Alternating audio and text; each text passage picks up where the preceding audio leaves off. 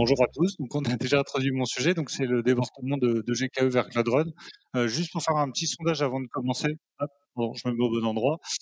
Juste pour faire un petit sondage avant de commencer, qui a déjà travaillé sur GKE ici? OK, sur Cloud Run? OK, ça marche. Vous inquiétez pas, du coup, j'ai prévu des slides pour expliquer ce que c'est GKE et Cloud Run pour les gens qui connaissent pas du tout. Hem, du coup, le plan de la présentation, on commencera par une présentation de ces 2 technologies-là. Hem, et de moi et de du coup, Stack Labs. Ensuite, on parlera de GKE, de Cloud Run, de scalabilité et de, un petit POC que j'ai mis en place pour tester que tout ça, c'était pas juste un délire d'architecte. Présentation de Stack Lab, mais d'abord peut-être me présenter moi d'abord. Donc moi, je suis, directeur technique et responsable du delivery chez Stack Labs. J'ai rejoint Stack Labs il y a 2 ans maintenant. Je crois qu'on fête mon anniversaire bientôt, les 2 ans, c'est un message. Voilà. Et du coup, Stack Lab, c'est quoi? Bah, c'est une boîte avec, une cinquantaine de spécialistes cloud en France, répartis à Paris et à Toulouse, avec, plus de 150 clients. Alors ça, c'est les chiffres de l'année dernière, donc forcément, on fait beaucoup mieux cette année et 10 millions de CA, donc l'année dernière aussi. Donc encore une fois, cette année, on va atteindre des plafonds, évidemment. Notre métier, c'est de travailler du coup de, l'optimisation, jusqu'au build et évidemment tout l'aspect FinOps et cetera dont on parlera un peu aujourd'hui puisque l'idée est de faire du débordement et on peut se demander pourquoi on fait du débordement. Les convictions, de Stack Labs, donc nos valeurs, on peut dire, forcément l'apprentissage, le partage, le passion, on est une boîte de tech pour les techs, les challenges, la confiance, la bienveillance entre nous, hein, forcément, on est toujours dans des sujets qu'on connaît pas quand on arrive chez les clients et du coup, bah, on apprend et c'est normal de se donner le temps d'apprendre. Du coup, Google Kubernetes Engine. 2e sondage, qui a déjà fait du Kubernetes ici? Est-ce que j'aurais plus de chance qu'avec GKE? OK, donc vous connaissez globalement Kubernetes. Très bien. Kubernetes, c'est quoi? En quelques mots pour les gens qui connaissent pas, c'est un orchestrateur de conteneurs. Donc l'idée, c'est que vous avez, plein de conteneurs. À un moment donné, ces plein de conteneurs, il faut en faire quelque chose. Il faut une espèce de logiciel qui va les séparer sur différentes VM, pouvoir les faire, scaler, pouvoir les faire, hem hem, pouvoir les mettre en réseau et cetera. Donc ça, c'est l'objet d'un orchestrateur de conteneurs et donc c'est l'objet de Kubernetes. Donc ce Kubernetes a été inventé par, bah, du Google. Du coup, c'est eux qui le mettent en place dans leur cloud et donc GKE, c'est la version managée par GCP, de ce Kubernetes. Avec du coup, une gestion des masters qui est complètement faite par le cloud provider. D'accord? Donc ça, vous n'avez pas à vous en occuper, ça vous évite tous les problèmes de maintenance du cluster, donc ce qui est assez pratique pour les gens qui ont, du coup, utilisé des Kubernetes non managés, ils voient de quoi je veux parler et du coup, il y a des objets dans le cloud qui permettent de créer ces clusters et de créer les node pools. Les node pools, c'est quoi? Bah, c'est juste des VM qui peuvent s'auto-scaler automatiquement ou pas, pour, obtenir, bah, la puissance de calcul, donc enfin le compute, la RAM ou le disque, nécessaires à faire tourner ces pods-là. OK, on en reviendra après sur tout ça.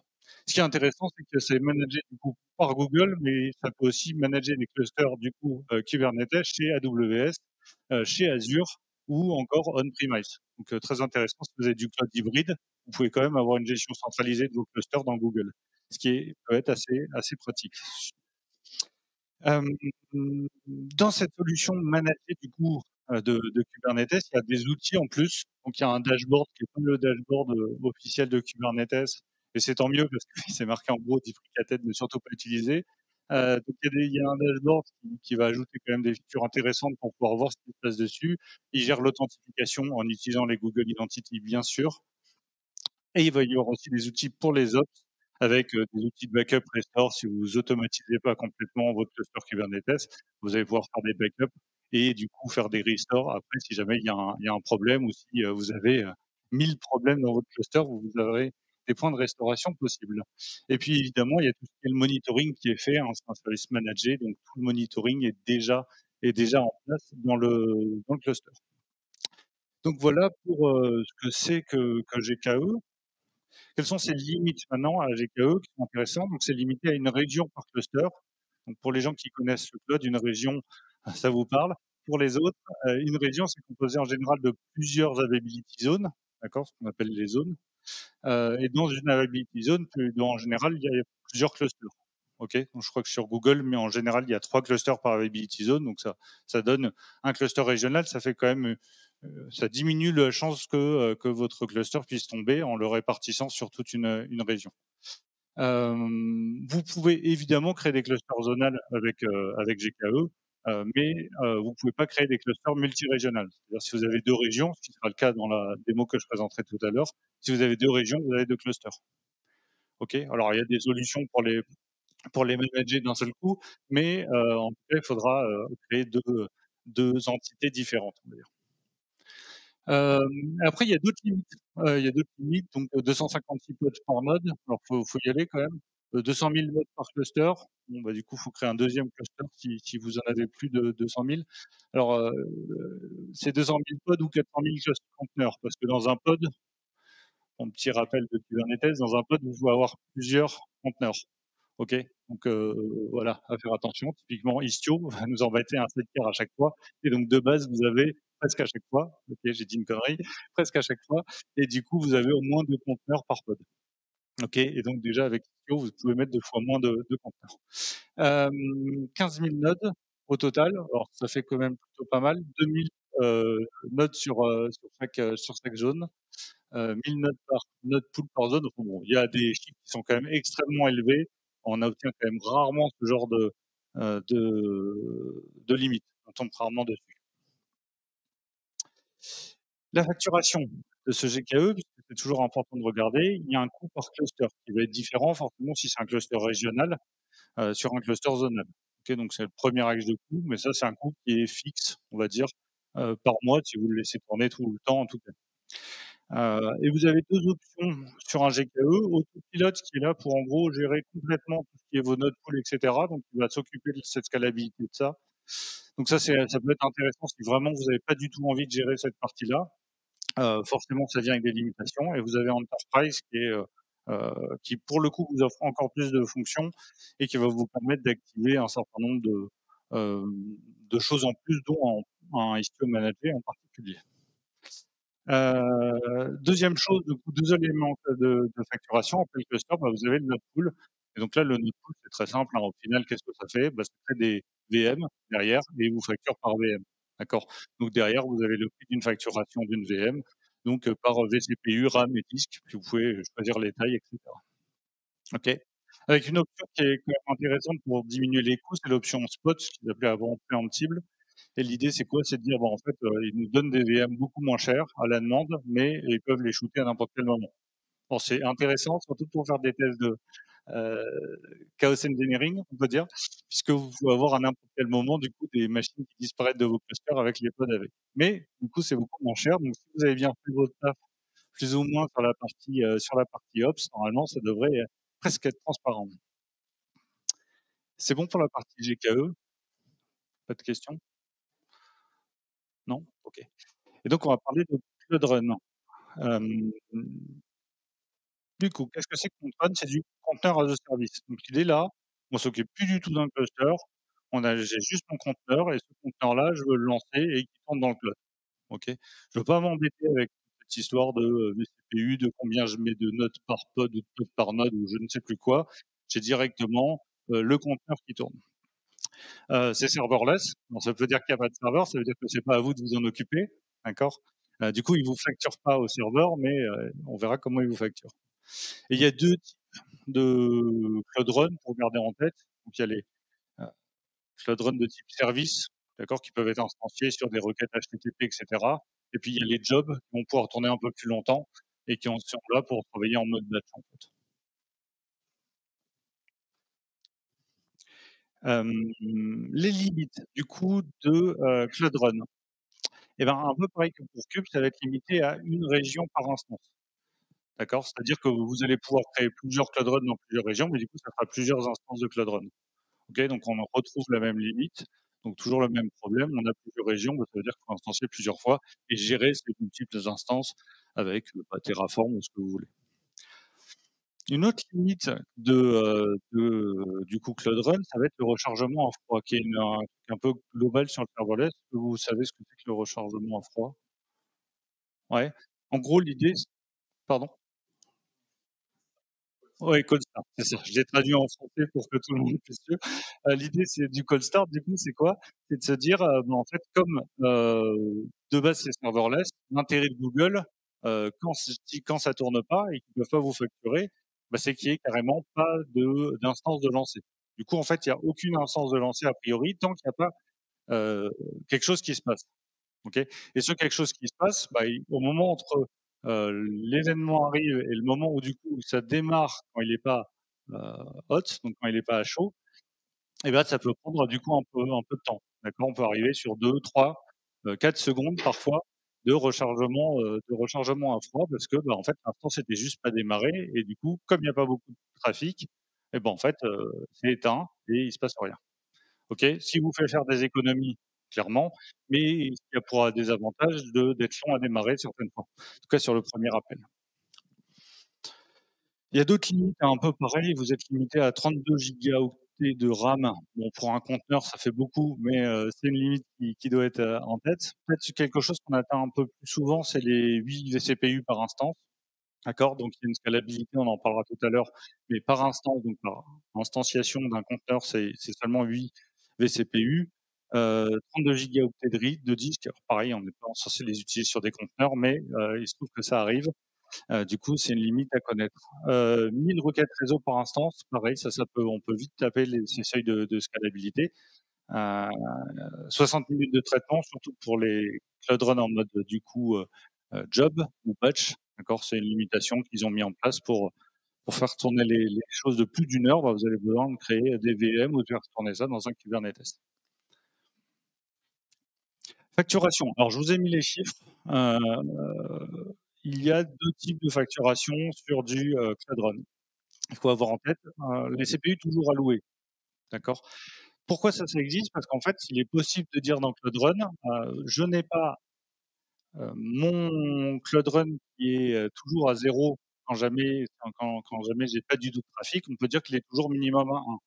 D'accord? Alors certes, ça va me coûter, peut-être 15 € par mois, mais au moins je m'assure d'une recharge, à chaud, pour le coup en permanence. Donc c'est un des critères et donc forcément ce CPU toujours alloué sans être toujours utilisé, bah, c'est ces prix-là et donc le CPU est loué à la demande, donc dans le cadre d'une scalabilité ou dans le cadre d'une utilisation en froid, d'accord? C'est, le 2e prix. D'accord? Plus un prix dans le 2e par million de requests. Bon, on en est loin, mais voilà, c'est quelque chose qu'il faut avoir en tête. Forcément, heu, c'est moins cher quand c'est toujours alloué, mais parce que c'est toujours présent aussi. Vous le payez en continu. Et le prix dépend des régions. C'est-à-dire que là, je vous ai mis le prix en région, niveau 1, ce qu'ils appellent. Vous avez des régions niveau 2, des régions niveau 3 en fonction de, à quel point ils ont rentabilisé le data center, je pense. Et du coup, bah, forcément, les prix vont, évoluer en fonction des régions. Pour avoir en tête justement cette facturation, comment ça marche? Alors je vous ai mis ce schéma que j'ai pas inventé, hein, c'est directement sur le site de Google. L'idée c'est quoi? C'est de se dire, on a une instance qui a démarré, donc c'est la barre que vous voyez en haut, donc elle démarre et elle s'arrête. Donc on voit qu'on a le rechargement à froid tout en haut à gauche qui apparaît, d'accord? Puisque le moment où il est starting et le moment où il est started, c'est ce temps-là qui peut être long, surtout quand vous avez un utilisateur qui attend du coup la le démarrage et leur réponse à sa request.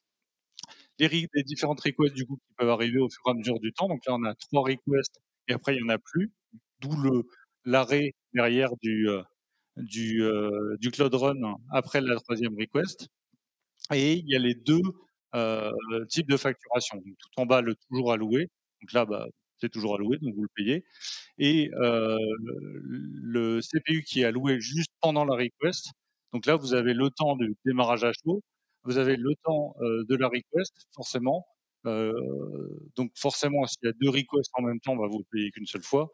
En tout cas, si votre appli est compatible avec 2 requests en même temps, ce que je souhaite pour vous, vous payez forcément sur la 3e request et vous payez aussi l'extinction. D'accord? C'est normal puisque, bah, vous pouvez du coup, capturer l'événement d'extinction et faire tourner des choses pendant ce temps-là, genre une déconnexion à une base de données et cetera. Donc forcément, c'est normal qu'ils vous facturent à ce moment-là, pendant ce temps-là. D'accord? Surtout si vous avez fait une application un peu, un peu, state of the art comme on dit, donc qui s'éteint et qui coupe les connexions aux bases de données quand il y en a plus besoin. Un point, important sur la facturation, que ce soit pour du GKE comme pour du Cloud Run, c'est ce qu'on appelle le CUD, donc le Committed Use Discount en français. Hem, L'idée, c'est de se dire: «On va s'engager sur un certain nombre d'années en payant, à l'achat». D'accord? Donc j'achète pour, 3 ans, 3 VCPU et donc je les paye tout de suite. Mais du coup, bah, j'ai forcément une réduction en fonction de la durée d'engagement avec, 28 de réduction, si c'est 1 an et 46 si c'est 3 ans. Sauf que ce CUD est appliqué sur ce qu'ils appellent des SKU, chez Google. Les SKU, en gros, c'est, un, élément de facturation lié à un service. Donc c'est-à-dire qu'un vCPU sur Cloud Run, c'est pas le même SKU qu'un vCPU sur, GKE. D'accord? Tout l'intérêt du coup de faire du débordement potentiellement de GKE vers Cloud Run, c'est de se dire: «Bah, on a acheté des choses sur Kubernetes, on a déjà acheté sur Cloud Run, mais sur Cloud Run, on va les déborder du coup à l'usage» parce que, bah, c'est pas le même SKU. D'accord? Donc vous pouvez acheter des SKU sur Cloud Run, vous pouvez acheter des SKU sur GKE, vous pouvez faire les 2. Évidemment, ils seront d'accord pour vous facturer les 2. Ne vous inquiétez pas, mais voilà, il faut bien voir que c'est 2 choses en tête différents. Sauf proposition commerciale toujours, hein, forcément, vous pouvez demander potentiellement à votre fournisseur, à votre commercial Google d'avoir, une facturation particulière. Surtout si vous payez plus cher, forcément. Heu, Comment ça va scaler tout ça? Parce que tout l'intérêt de tout ce système-là, on en a commencé à en parler tout à l'heure, c'est de la scalabilité. Comment est-ce que je vais pouvoir du coup scaler mon Kubernetes et comment je vais pouvoir scaler du coup mon Cloud Run? Comment ça va faire et comment est-ce que je dois le faire en fait? Et c'est pas toujours évident. La scalabilité dans GKE, ça peut prendre différentes, phases. Déjà, je suis pas revenu dessus sur le slide, mais il y a la scalabilité à l'intérieur de Kubernetes, où là, vous avez 2 systèmes toujours, hein, l'horizontal et le vertical. Donc l'horizontal, c'est on augmente le nombre de pods, ce qui fait augmenter forcément le nombre de charges de travail et puis la verticalité, c'est on augmente la quantité de CPU et de RAM associés à un pod. OK. Donc là, il y a déjà la possibilité, et c'est quand même l'intérêt d'un orchestrateur de conteneurs, de le faire à l'intérieur de Kubernetes. Donc là, il y a une scalabilité. Donc si vous avez une VM à moitié pleine, on peut se dire, bah, il va vous rattacher des pods dessus, de façon à, heu, comprendre, anticiper cette montée en charge. Alors anticiper, c'est bien, mais il y a jamais rien de magique dans l'informatique. C'est-à-dire que même si, vous mettez en place, cet horizontal pod autoscaler, ça s'appelle HPA pour les intimes, vous avez quand même besoin de mettre en place un certain nombre de configs avec. C'est-à-dire qu'il ne va pas découvrir tout seul comment scaler. OK? C'est quelque chose qu'il ne sait pas faire par défaut. Même avec Gemini, ils n'ont pas encore inventé ça. Il va falloir lui mettre quand même un certain nombre de configurations dont on parlera, tout à l'heure. Pour la partie du coup scalabilité de l'infrastructure en elle-même, donc des différentes, VM, bah, vous avez différentes possibilités pour faire scaler votre GKE. Première possibilité, on va augmenter la taille des instances. C'est-à-dire qu'on avait des instances avec, 2, CPU et 4 gigas de RAM, vous allez passer à 10 CPU et 20 gigas de RAM. Là, forcément, vous allez avoir plus d'instances, plus de CPU et plus de RAM pour le même nombre de VM. Donc ça peut être une première chose, mais c'est une scalabilité qui est un peu lente, parce que comment il fait dans ces cas-là? Bah, il crée une nouvelle VM avec la «bonne configuration» entre guillemets, il va enlever tous les pods d'une première VM, tout mettre d'à côté, sur la nouvelle VM. Donc forcément, il y a bah, ça prend un moment et du coup, c'est pas forcément scalable dans l'instant. D'accord? C'est quelque chose qu'on peut anticiper. Par contre, si on anticipe une montée en charge, on va dire, de notre cluster, et ben, on peut mettre en place du coup, cette augmentation de la taille des instances en elles-mêmes. On peut aussi augmenter le nombre de nœuds. C'est peut-être le truc le plus simple à faire. Heu, GKE va nous fournir à travers du coup l'utilisation de Compute Engine, une montée en charge du coup du nombre de nœuds de façon presque automatique. Presque automatique, qui va du coup, lui, se baser non pas sur, heu, le CPU et la RAM qui sont demandés dans Kubernetes, mais sur le CPU et la RAM qu'il constate lui. C'est-à-dire que vous allez pouvoir lui dire: «Bah, voilà, à partir de, je sais pas 70-80 de CPU sur mes instances, donc réellement utilisées», puisque côté Compute Engine, il ne voit que le réellement utilisé, et bah, là, il va pouvoir scaler au nombre de nœuds automatiquement. D'accord? Ou vous pouvez aussi le faire à la main, bien sûr, en anticipant une montée en charge et cetera. OK?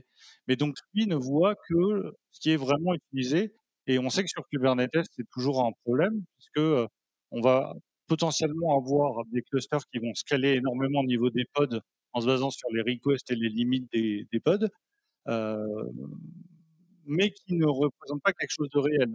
C'est-à-dire qu'il voit lui qu'il a besoin de scaler, d'augmenter le nombre de pods parce que ça correspond au contrat que vous avez passé avec lui, avec ces ressources que vous avez cédées, mais c'est pas du coup de la consommation réelle, pas toujours en tout cas. Et du coup, c'est une autre chose qui peut être faite, c'est l'augmentation dynamique du nombre de nodes. Et enfin, la troisième scalabilité, potentiellement dans GKE, bah, c'est de rajouter tout simplement un node pool avec un nouveau type d'instance. D'accord? Alors ça peut être un nouveau type d'instance, particulière.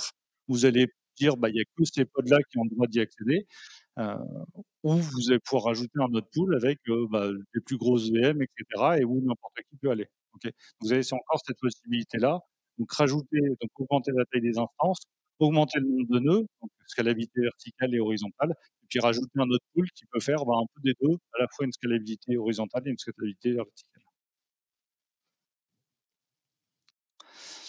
Comment ça se fait dans Cloud Run maintenant? Bah, tout est automatique. C'est-à-dire qu'on n'a pas vraiment la main dessus, ce qui est très bien parce que, bah, on n'a pas besoin de s'en occuper. Donc en tant qu'ops, je suis très content de me dire: «Bah, j'ai pas besoin de m'occuper de la scalabilité». C'est géré par Google et c'est prévu comme ça. Donc c'est magique là pour le coup. C'est eux qui le gèrent. Par contre, ce que je peux faire moi, c'est gérer le nombre d'instances toujours allouées. C'est-à-dire, si j'ai un système qui se base entièrement sur du Cloud Run, bah, là, je vais pouvoir me dire: «Bon, bah, là, j'anticipe que je vais avoir maintenant des clients tout le temps dessus, donc bah, j'achète une instance tout le temps ou j'achète 2 instances tout le temps» ou ce vendredi où je sais que je vais passer dans une émission télé, bah, là, j'en achète beaucoup plus pour anticiper la montée en charge. C'est toujours la même chose.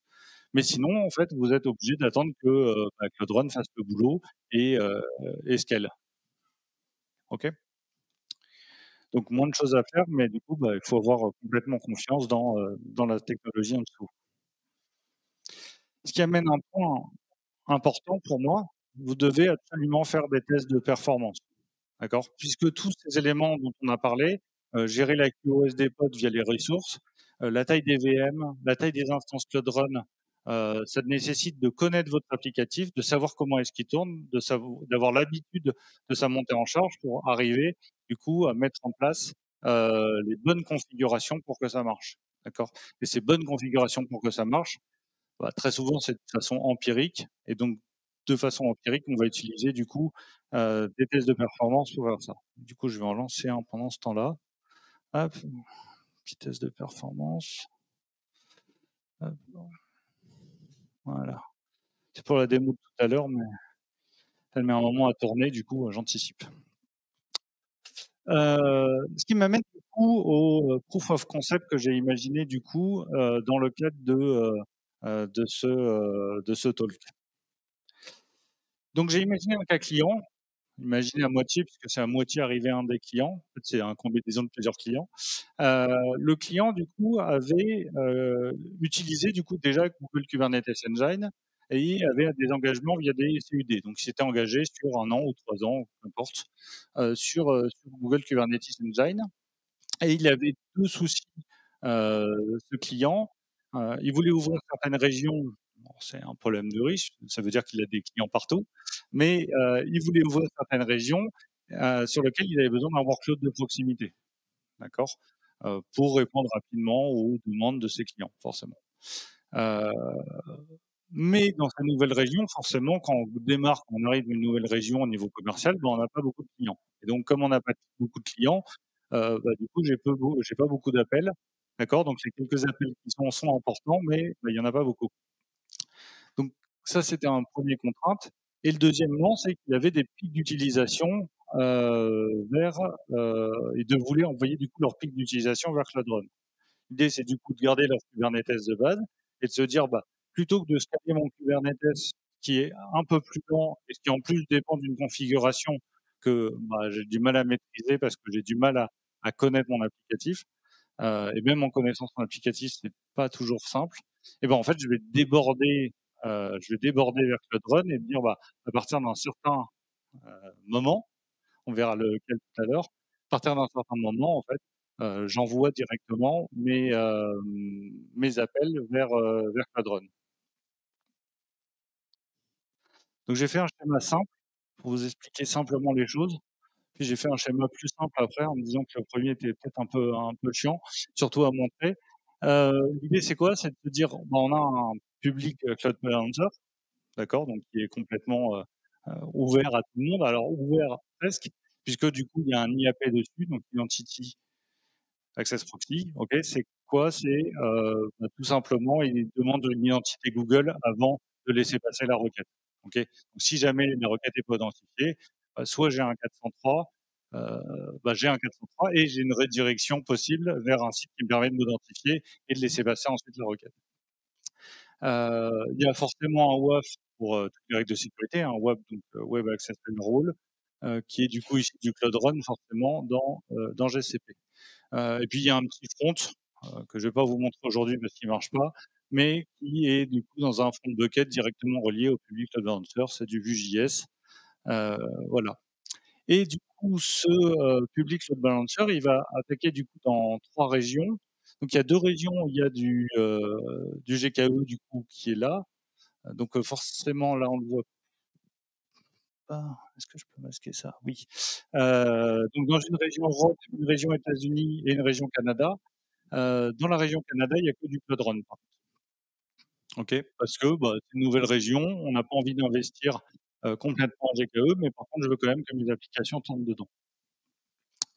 Et le travail de ce load balancer-là, du coup, ça va être de, bah, faire du geo-fencing pour être sûr d'envoyer, la requête au bon endroit, dans le bon cluster, en fonction de l'endroit où est le client, tout simplement. Donc ça, c'est quelque chose que le load balancer de Google fait tout seul. Heu et ensuite de se dire, bah, je vais faire de la répartition de calcul entre du coup le Kubernetes et le Cloud Run. OK? Donc si je reviens sur mon schéma, simple du début, on voit qu'il y a un certain nombre d'objets donc qui sont prévus par Google qui permet de le faire. Donc c'est les objets classiques, hein, d'un load balancer. Tous ceux qui en ont déjà fait voient ce que c'est et donc on a un une adresse IP publique, on commence bien sûr par ça, qui arrive sur une forwarding rule. Il y a une URL map dont je reparlerai tout à l'heure qui fait ce travail de, bah, où est-ce que j'envoie la requête en fait. Et ensuite, il y a, bah, différents, éléments qui vont arriver pour pointer vers des back-end services, qui vont pointer ensuite vers un node pool, Kubernetes et donc vers un node port qui va accueillir mon ingress controller, ici c'était Trafic. Hem Et sinon, il y a d'autres back-end services qui vont arriver, eux, sur des NEG, Network Endpoint Group, qui arrivent, eux, sur du, Cloud Run, du coup. Et c'est ça qui permet, du coup, à, Google de mettre en place tout ce système-là. Derrière, je ne sais pas si vous avez vu, j'ai mis en place un AlloyDB cluster sur 2 régions, d'accord, pour faire la base de données. OK, bon, c'était un choix, on aurait pu faire autre chose. On aurait pu se dire, on met en place qu'un Cloud SQL, et un réplica, mais dans ces cas-là, bah, je peux pas faire du read write sur toutes les régions d'écriture et de lecture. Voilà, bon, différents choix techniques ont été faits. Sur la modélisation de ce système, comment est-ce que je l'ai modélisé? Bon, je l'avais mis comme ça, mais ce sera beaucoup plus simple. Comme ça, je pense que c'est plus lisible. Tout le monde voit, même au fond? Ouais, c'est bon? OK. Donc comment je l'ai modélisé? Donc ça, c'est une plateforme, donc je peux définir ici un ensemble d'utilisateurs, mes différents projets, GCP, heu, ma zone DNS que je vais récupérer pour récupérer les DNS qui sont directement inclus dans ma sandbox, les régions que j'ai activées. Donc là, les régions, sont activées dans un autre fichier qui décrit les différents CIDR ici, et donc là, j'active les régions, bah, les 3 régions que j'ai mis en place. Un GKE du coup qui est, instancié sur les régions, Europe, États-Unis, ou un Argo CD qui me sert à faire autre chose. Donc là, on voit que je vous ai presque menti puisque j'ai commenté ce truc-là. Donc il y aura un seul AlloyDB ce soir, il sera que dans la région Europe, mais voilà, je peux décrire en tant que région secondaire aux États-Unis. Un Redis qui est là pour, gérer le cache, surtout. Et après, bah, des applications, donc celle-là dont on parlera tout à l'heure, Et puis dans mon démo, bah, j'ai un web service qui permet de lancer un dé, hein, lancer un dé à 32 faces. J'ai inventé ça, mais c'est un dé à 32 faces qui permet du coup d'avoir un nombre aléatoire et du coup un service qui permet de jouer au loto, qui va lancer ce dé à 32 faces du coup 5 fois, l'histoire de récupérer du coup les chiffres du loto. Alors j'ai essayé, ça marche pas, hein. Jouez pas ces chiffres-là, ça n'apporte rien de bon. Ce qui est intéressant, c'est que ce service-là, il va aussi envoyer des messages dans PubSub qui va me permettre d'alimenter un BigQuery, qui va me permettre de faire heu, de faire du travail derrière de data platform et cetera. Essayer de savoir, pourquoi j'ai des chiffres qui apparaissent plus que d'autres en particulier. Hem, et bien sûr, tout ça, c'est monitoré par, CloudOps, de façon à récupérer les traces et cetera. PubSub, donc j'ai mis en place un Avro, donc qui est décrit ici, qui est, en gros un formalisme de, validation en gros du message. C'est-à-dire que je suis sûr que je veux ces champs-là dans le message, donc ça c'est les champs applicatifs, qui sont définis ici. Puis j'ai un Embed Service Connect qui renvoie juste, quand je l'appelle, hem, l'identité qui est dans le JWT comme me renvoie, du coup IAP. Donc voilà comment je modélise, l'infrastructure donc que je vous ai marqué juste ici. Alors je vous en ai pas parlé parce que, bon, c'est pas hyper intéressant. On a aussi des internal load balancers qui du coup, quand vous appelez l'auto, que ça soit du coup sur du Cloud Run ou sur, Kubernetes, va pouvoir rappeler un internal load balancer qui va du coup, choisir lui, entre Cloud Run et Kubernetes pour le service Dice. Donc, c'est pour aller jusqu'au bout de la démarche.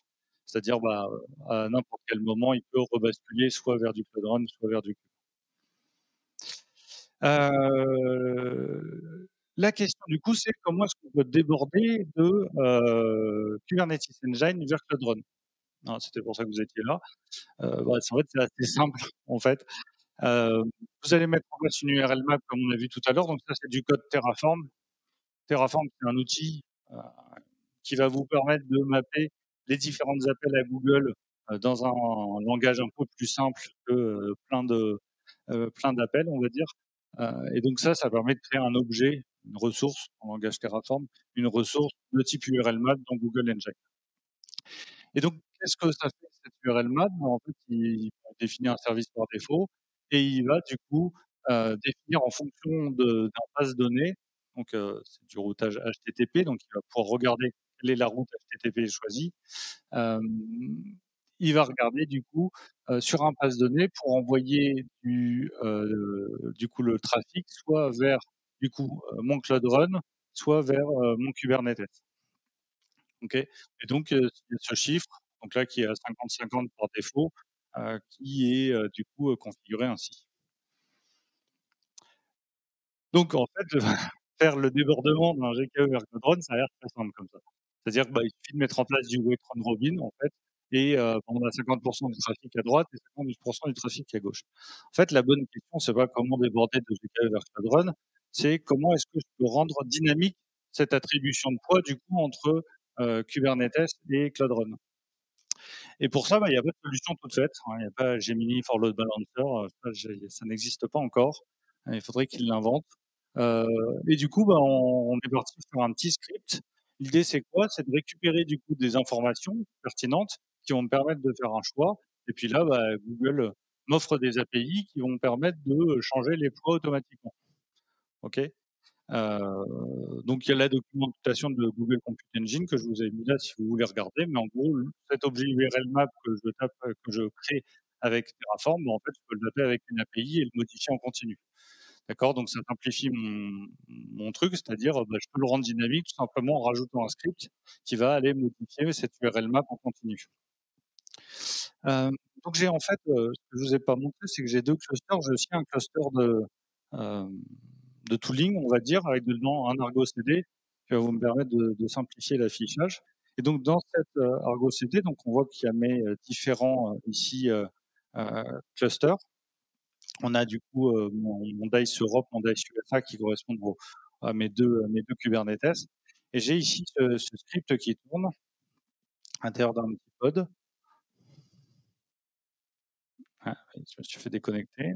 Voilà, ça marche et donc j'ai le script qui tourne et qui va, vous voyez, modifier du coup le poids du Cloud Run et le poids du Kubernetes. Donc là, il est à 100-0. Si je remonte un peu dans le temps, il était à 0-100 avant. Qu'est-ce qui s'est passé entre-temps? Bah, tout à l'heure, vous avez vu que j'ai lancé un test de performance qui doit tourner ici. Voilà, donc j'ai un test de performance avec 1 de failure quand même, OK. Donc il avait, 100 000 requêtes et pendant que je vous parlais et dans ces 100 000 requêtes, bah, forcément, il s'est dit à un moment donné, «Mon cluster ne peut pas suivre et bah, du coup, je vais devoir, rebasculer le poids vers du Cloud Run». OK? Jusqu'à se dire: «Bon, bah, mon cluster Kubernetes, là, il est complètement en surcharge.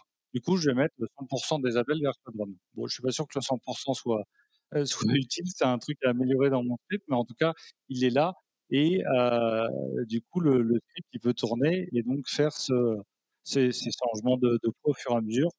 Voilà, donc là, on voit qu'il a détecté une augmentation, ici de la latence du coup HTTP et du coup, comme c'est passé de 90 millisecondes à quasiment 2 secondes et ben il a commencé du coup à basculer, les poids. Non, il a pas commencé, c'est à 137. J'ai peut-être remonté un peu trop. Voilà, là, il a commencé, donc on voit au fur et à mesure qu'il diminue le poids du Kubernetes et qu'il augmente celui du Cloud Run, 70-30 et cetera. Bon, je vais de 10 en 10, hein, c'est aussi un problème de mon script.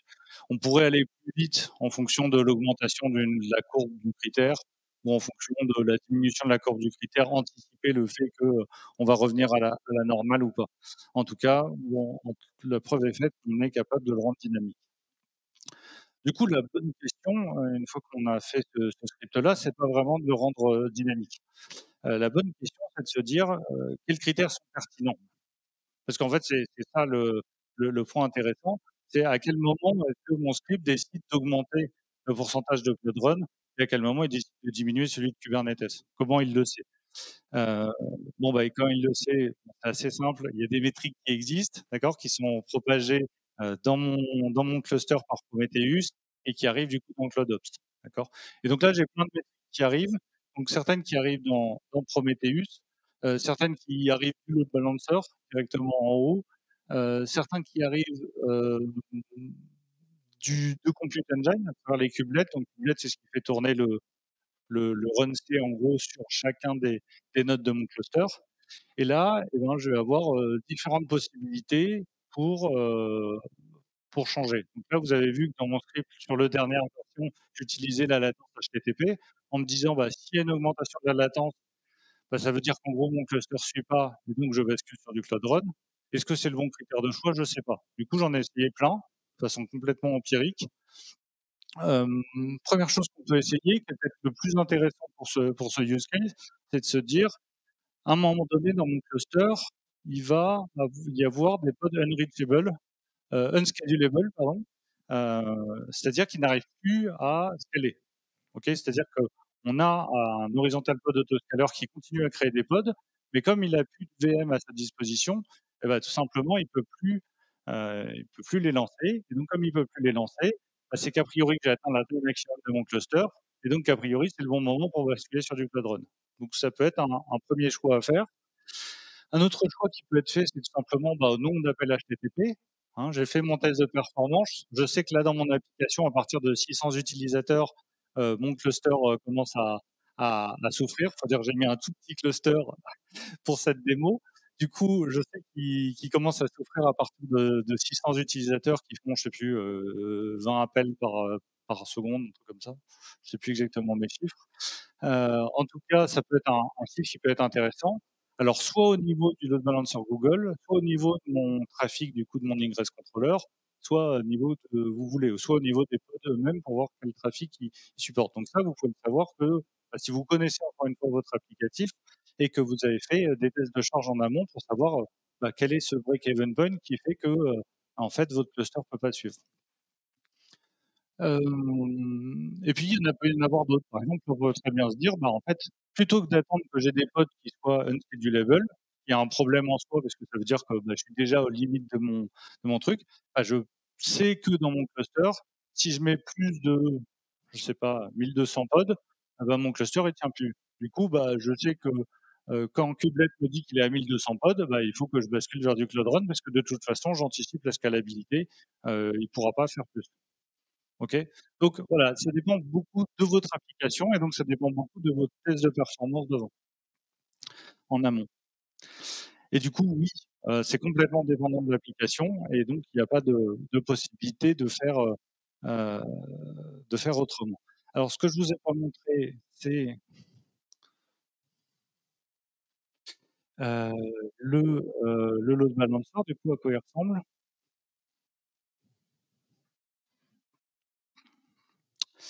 Donc là, on voit, 4 pardon, load balancers, effectivement. Il y a le premier qui fait juste de la redirection de HTTP vers HTTPS. Bon, ça, c'est classique, je pense que vous connaissez. Il y a mon load balancer public, du coup, qui est en haut sur mes 2 régions. Il y a, du coup, ma zone Europe et ma zone US avec des internal load balancers. D'accord? Alors j'ai 2 load balancers, je fais pas un global internal load balancer parce que si je me dis: «Si c'est arrivé sur la zone Europe, a priori, on a envie que ça reste en Europe au niveau de ma requête». C'est un choix technique. Heu et du coup, si on regarde donc les différentes règles de routage, bon, j'ai 2-3 2-3 DNS qui pointent dessus, mais du coup, je vais avoir tous mes comment dire? Tous mes outils un peu ops, où je vais avoir des règles soit vers l'Europe, soit vers les USA, parce que j'ai quand même 2 clusters cubes. Donc là, je les ai pas fédérés. Et du coup, par défaut, tout ce qui est OpenCost, KubeView, le dashboard de Traffic ou le Prometheus, ou le Grafana, ça va arriver du coup vers un Global Backend Service en région Europe. L'équivalent du coup au niveau États-Unis, ça va arriver du coup aux États-Unis. Si donc là j'ai mon interface, qui va arriver directement du coup sur mon, bucket backend. Heu et l'API, donc c'est ça qui nous intéresse, où je retrouve ici mes règles de routage que je l'avais définies tout à l'heure, du coup, dans, dans comment ça s'appelle? Cube, enfin dans Terraform, pardon. Et donc là, on voit que le dernier élément, c'est, 1090, donc c'est le dernier choix qu'a fait, mon script que je vous ai présenté tout à l'heure. Donc là, on voit que, j'ai triché, c'est-à-dire que si on appelle par contre roll dice, donc qui est la façon d'appeler mon dé depuis une API publique, bah là je fais du 50-50. Donc c'est quelque chose qu'on peut aussi améliorer dans le script, c'est faire varier aussi cet intervalle-là. Autre chose qu'on pourrait améliorer dans le script, du coup, c'est au niveau des internal load balancer où bah, j'ai mon poids qui est défini de façon qui est défini en dur. Et donc, on pourrait dire aussi, bah, le même script, en fait, il va aussi adapter le poids à l'intérieur des internal load balancer pour faire varier, du coup, pareil, la dimension Cloud Run versus GKE. D'accord, ça peut être une amélioration pour aller vraiment jusqu'au bout de la démarche. Si je reviens du coup sur mon public load balancer, donc je retrouve derrière donc mes services de back-end avec l'ENEG vers mes différents endpoints. Donc là le endpoint connect, le endpoint dice, le endpoint Lotto et du coup ici mes différentes instances. Et donc là, on voit que le back-end qui est global, il va pouvoir du coup pointer vers plusieurs régions, ce qui est intéressant.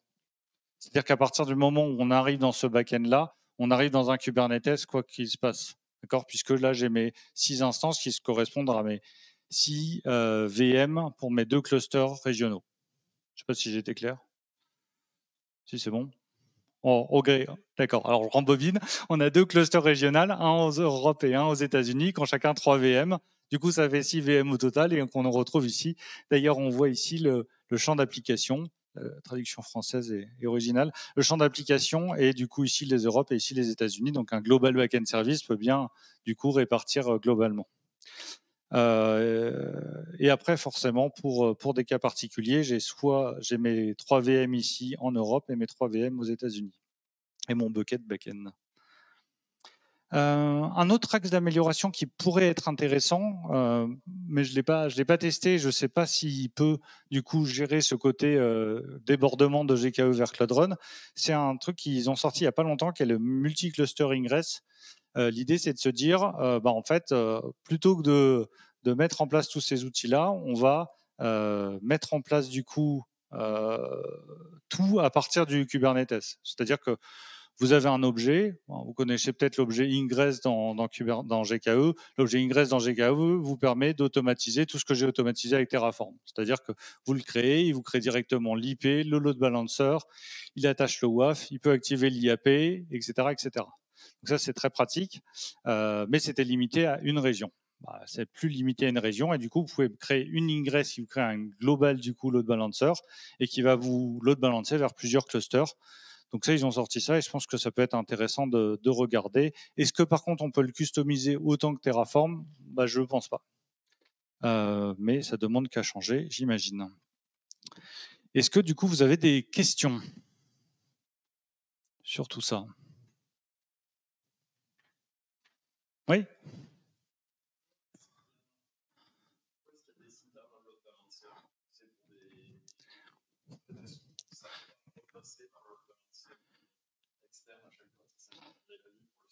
Alors, ça simplifierait la vie, mais du coup, ça veut dire aussi qu'on a un flux en egress que le cloud provider va nous faire payer et du coup, qui serait rerouté au fencing, donc avec du géofencing, et donc qui réatterrirait a priori au même endroit. Mais moi, l'idée, c'est de se dire, on a un internal load balancer, comme on a un flux interne qu'on fait pas payer du coup. Deuxième chose pour laquelle j'ai mis des internal load balancers, ce qui ne se voit pas sur la démo, c'est que l'outil que j'ai utilisé pour les tests, donc Locust ici, en fait, il peut passer par un PSC, donc un Private Service Connect, qui va directement de l'intérieur d'un cluster Kubernetes dans mon projet de tooling vers du coup cet internal load balancer. Pourquoi j'ai fait ça? Parce que quand on fait des gros tests de performance, si on passe par le public load balancer, il y a un truc qui s'appelle dans le WAF et dans Cloud Armor, un truc pour empêcher les attaques anti-DDoS. Et quand on fait des gros tests de performance, si on tape cette attaque anti-DDoS, en fait, on se retrouve assez rapidement à avoir des 401 en disant là, t'es une attaque. Ce qui n'arrange pas pour faire des tests de perf. Du coup, c'est pour ça qu'il y a un PSC qui va directement de mon tooling vers cette instance-là et qui permet de faire tourner mon locust et donc mes tests de charge directement. Donc, c'est les deux raisons pour lesquelles il y a un internal. Pour éviter de faire un flux en sortie et pour éviter du coup cette protection anti-DDoS que j'ai mis au niveau de mon public load balancer.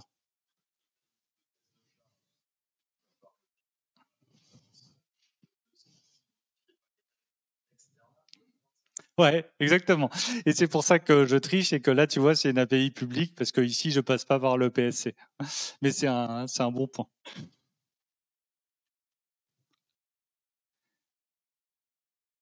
Est-ce qu'il y a d'autres questions? On est tout bon? Ah, oui. Ouais.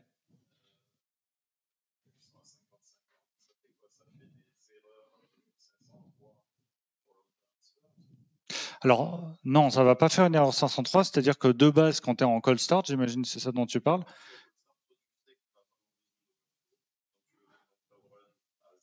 Ouais, tu mets à 0, et du coup, à un moment donné, il y a une requête qui arrive.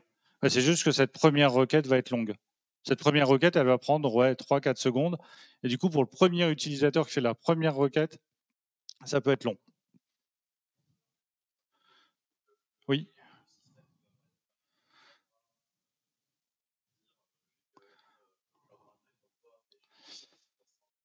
Non, par contre, ce qu'on pourrait faire, c'est dans mon script, se dire, en fait, je fais un appel interne pour réveiller le truc avant de commencer à mettre du trafic. Si on veut aller encore un peu plus loin, effectivement, on peut faire ça et se dire, je fais un appel interne, ce qui réveille du coup mon Cloud Run, et avant de commencer à envoyer du trafic dessus. Ouais, c'est un bon point qui serait un axe d'amélioration intéressant. Bon, sur un client imaginaire, du coup, ça, mais oui. Autre question? Non? Bah, du coup, je vais te laisser la main, Kevin.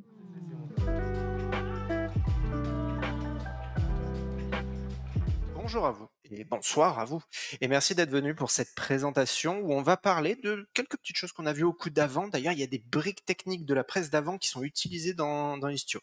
Et moi, ce que je vais essayer de vous montrer, c'est à quel point Istio peut vous aider quand vous gérez des workloads dans Kubernetes pour vous améliorer la vie. Vraiment, c'est l'idée de départ. Donc, notre monde change, c'est un constat. Quand j'ai commencé dans la tech et aujourd'hui, il y a une grande différence dans comment on écrit les apps, comment on les déploie, qu'est-ce qu'on en fait. Donc, clairement, le monde change. On est passé d'un monde très monolithique au début des années 2000, voire même 2010 encore, à un monde grâce aux conteneurs où on déploie non plus une, mais deux, trois, quatre, N applications et on finit en prod avec un truc totalement ingérable où on a une constellation de microservices et c'est assez compliqué. Kubernetes est arrivé pour gérer tout ça, vous aider à gérer tout ça, mais certes, il amène certains paradigmes qui sont censés vous simplifier la vie, mais il amène aussi de nouvelles complexités. Et une des choses qu'il ne sait pas correctement gérer, peut-être qu'Istio pourra prendre la main là-dessus et vous aider aussi.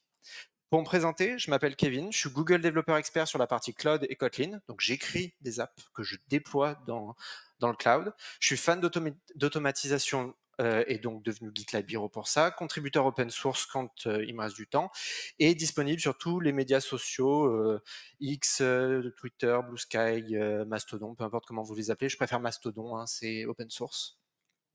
Et en plus de tout ça, je bosse chez Gradle, mais pas sur le build tool qu'on connaît de Gradle. Moi, je bosse sur un élément philosophique de chez Gradle qui est de rendre les développeurs heureux. Ce qui est génial quand on est un développeur dans cette boîte déjà.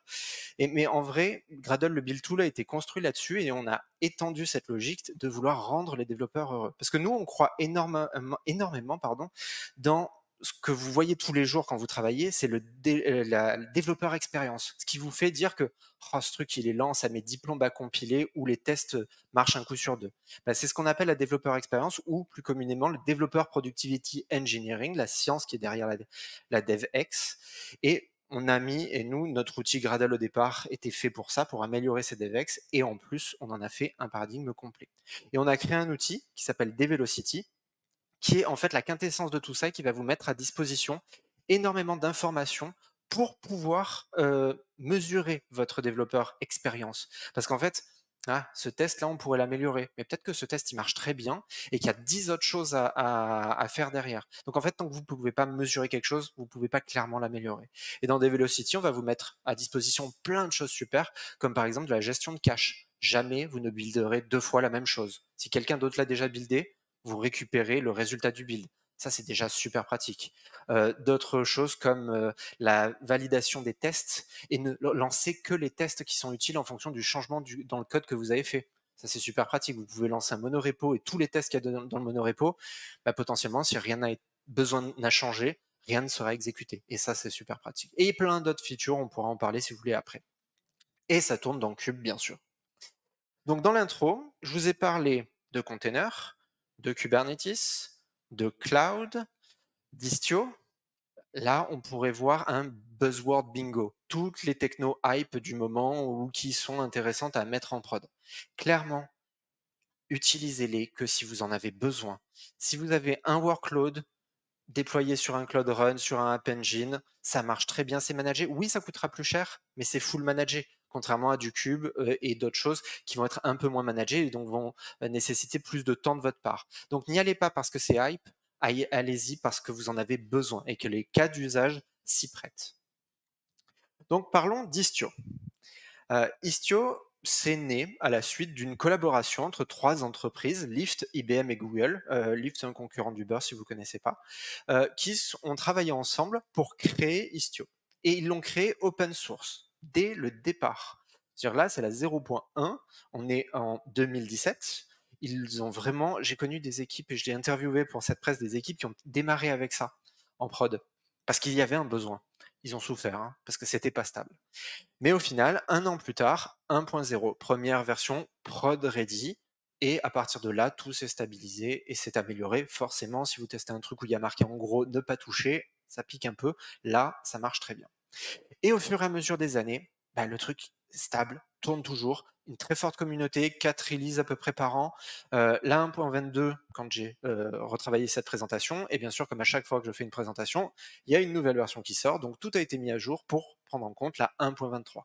Ils ont fait des changements assez importants, on les verra dans la deuxième partie de la presse, qui sont dans la suite logique de ce que Kubernetes et Istio peuvent faire de manière collaborative.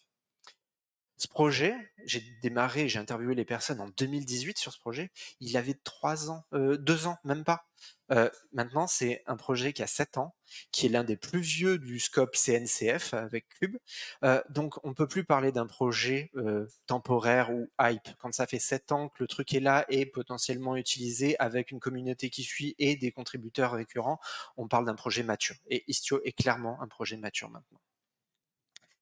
Bon, si on regarde ce que fait Istio et le but d'Istio, vraiment. L'idée principale derrière Istio, c'est de vous fournir un élément, un outil qui va vous permettre d'écrire, parce que c'est vraiment l'idée, d'écrire pour vous des microservices qui vont être fiables, qui vont être peu couplés et de niveau prod. Ça veut dire que grâce à ça, ça va être un support pour vos applications et logiquement totalement transparent pour vous. Et quand je dis transparent, c'est vraiment transparent parce qu'il est technologie agnostique. Ça veut dire que vous n'avez pas un framework à utiliser. Vous allez utiliser n'importe quel langage. Vous pouvez faire du Java, du Go, du JS, du Rust ou un simple script shell. Ça marchera très bien et ça remplira le besoin. Pas besoin de stack technique, du dernier framework JS ou Java à la mode ou quoi que ce soit. Aucun de ces éléments n'est obligatoire. Istio est agnostique. Même de l'infrastructure. Aujourd'hui, je vais vous présenter quelque chose orienté cube, qui est aujourd'hui ce qui se fait le plus couramment, mais vous pouvez très bien faire tourner ça dans du Swarm, dans du Consul Mesos ou d'autres. Ils cherchent des personnes d'ailleurs pour des feedbacks, ils en trouvent très peu, mais ça tourne très bien. Donc vraiment, pourquoi est fait cet outil, c'est vraiment être un outil distribué pour un écosystème qui est maintenant distribué. Quand je développe une appli, que je me connecte en remote debug sur une app, je vois la requête HTTP sortir, mais mon IDE, il s'arrête là. J'ai pas la suite, j'ai pas cette vision globale du système de comment ça communique. Istio va vous permettre et vous amener ce genre de choses. Regardons l'architecture d'Istio. Si on catégorise les choses, Cube, c'est quoi? C'est un truc bête qui ne sait que lancer des conteneurs. On va faire très simple. Son but, à tout prix, c'est lancer des conteneurs. Et votre app, conteneurisée, c'est une boîte qui reçoit des requêtes, qui écoute ce qu'elle a reçu, stocke un petit truc dans la DB et répond sur le réseau. Ok. Très bas niveau, très haut niveau. Istio, il va se mettre entre les deux. Son but, ça va être de prendre le contrôle du réseau pour pouvoir faire des choses avancées. Par contre, si je dis prendre contrôle du réseau, ça veut dire qu'il y a quelques concepts qu'il faut qu'on remette en place. Au début des années 2000, 2010 même, les apps, elles savaient tout faire. Service discovery, gestion des retries, network, sécurisation et compagnie. Elles faisaient tout. On avait l'app. Ok, good. Cube est arrivé. Cube, il sait faire le service discovery. Il a la notion des services, il a des notions intéressantes, donc vous pouvez, en termes applicatifs, déléguer ça à Cube et ne plus avoir à vous en soucier. Cool, une chose en moins. Cube, il sait gérer le réseau, un tout petit peu, avec les network policy pour empêcher des pods de se parler entre eux. Mais ça fonctionne au niveau 4 de la stack HTTP, de la stack OSI, pardon. Ça, Istio va le savoir le faire aussi. Parce que, lui, il sait le faire au niveau 7. Donc, vous voyez, il y a un overlap entre votre app, Kubernetes, et même, par exemple, votre app qui faisait des retries, Istio va savoir le faire, le retry. Donc, au final, à vous de choisir quel est l'élément qui va être responsable de faire des choses techniques ou des choses fonctionnelles. Pour moi, déléguer le plus possible à l'infra, focussez-vous sur votre app, c'est là où il y a la valeur métier, donc c'est au reste de s'adapter. Good. Derrière, la structure de tout ça. Comme dans le monde cube, il y a deux parties. Il va y avoir le data plane qui va être matérialisé avec Istio avec un proxy, le proxy dont on a parlé tout à l'heure. À chaque fois que vous allez déployer un pod, il va y avoir automatiquement injecté par Istio un proxy qui va être à côté. Ce proxy va faire plein de trucs, il va réécrire les routes au niveau du pod, ce qui fait que quand votre app, elle va vouloir, ici c'est une app Micronaut Kotlin par exemple, elle va vouloir parler au monde extérieur, et en fait ça va partir vers le proxy, et le proxy, qui est aussi injecté à l'extérieur, donc près d'une app Python Flask ou Ruby on Rails, eh ben, les communications vont se faire proxy à proxy, puis aux applications finales. Donc si on regarde, c'est la claire matérialisation de ce qui est the man in the middle. En fait, Istio s'est mis au milieu de toutes les communications pour en prendre le contrôle et pour pouvoir faire plein de choses. Et ça avec un proxy. Ce proxy, vu qu'il voit tout le réseau passer, il est en capacité d'envoyer énormément de métriques à des systèmes externes. Alors, quand je dis externe, ça peut être du simple Prometheus style ou des trucs managés par les cloud providers. L'idée, c'est on a de l'information, on va pouvoir la récupérer et l'utiliser. Et donc ça, c'était le data plane. Il y a le control plane, comme d'habitude, dans Kubernetes. Le control plane, c'est vraiment le cerveau de l'histoire. Et en fait, on peut voir ça, et moi j'aime bien le décrire comme une database distribuée. Istio-D, qui est un pod qui va tourner au niveau d'Istio, lui, c'est le seul nœud en écriture. Et tous les autres ne sont que des réplicas de la database. Et ces éléments vont juste recevoir des informations qui vont être les dernières informations du routage réseau. Et derrière, ça leur permettra de dire, OK, moi, je dois router le réseau vers le pod qui s'appelle foo.bar, c'est celui qui se trouve à l'IP machin. Et donc, on peut voir ça comme une base de données éventuellement consistante, avec des écritures qui se font dans Istio-D et des distributions qui se font sur les proxys. OK, qu'est-ce que ça nous amène, cet élément-là? Vu qu'on est man in the middle, on peut avoir cette observabilité. Là, j'ai fait un tout petit bout de code Kotlin. On peut faire la même chose en JS ou n'importe quel autre langage. Et il y a un très gros problème dans ce code. Ici, on fait un point await sur la première ligne, et ensuite on lance la deuxième ligne et on fait un point await aussi. Quand on fait de l'asynchrone, généralement, on lance les choses et ensuite on fait des await dessus, ce qui permet de lancer les choses en parallèle. Ça, vous le testez de manière unitaire. Vous n'allez jamais vous rendre compte que vous avez créé artificiellement un point de contention. Vous attendez le premier résultat, fou, pour lancer le compute de barre.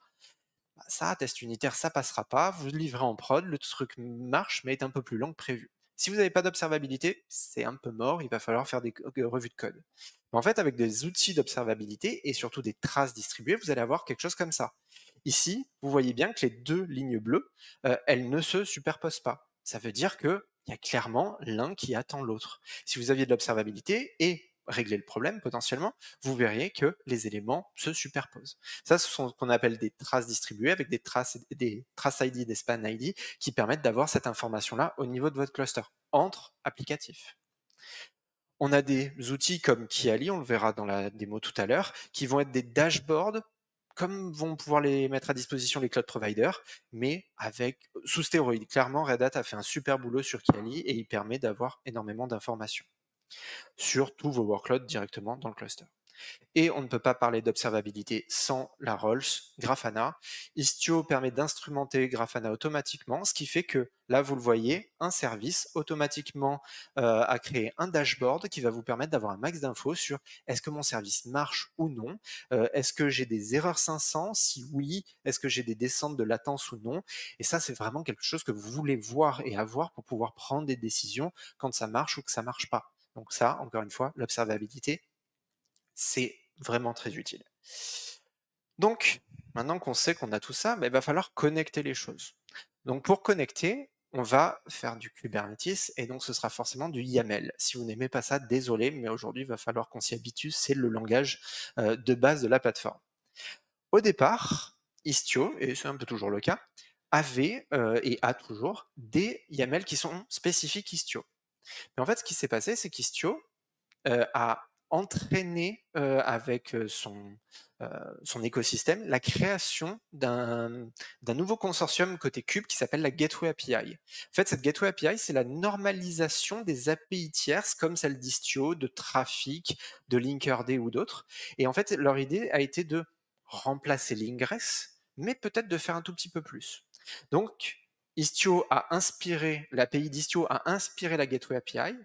Et ce qui s'est passé, c'est que Istio, quand la Gateway API est devenue stable l'année dernière, ils se sont dit, on va utiliser la Gateway API pour configurer Istio. Donc, la boucle est bouclée, l'inspiration a été réutilisée. Et dans cette presse, le plus possible, je vais utiliser la Gateway API au lieu de l'API spécifique d'Istio. Donc, ça veut dire que ce n'est pas spécifique Istio, ce que je vous montre, vous pourriez le faire avec un autre service mesh. Donc, comment on fait ça avec Istio? Comment on connecte les choses? Bah, vous connaissez la notion de service, c'est un objet standard Kubernetes. Ici, j'ai un simple service avec un sélecteur app middleware. J'ai mon port qui est configuré, tout va bien. C'est un service, il est disponible dans mon cluster.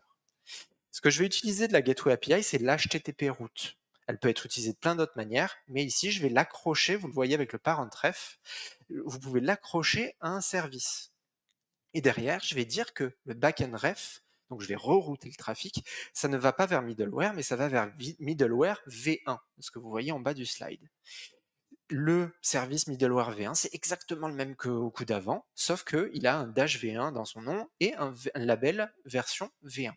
Ça, ce version V1, c'est pas une nomenclature spécifique Istio, vous pouvez l'appeler alpha, bêta ou quoi que ce soit, c'est juste votre gestion du versionning interne dans votre cluster. Good, on a un service, un HTTP route, un autre service.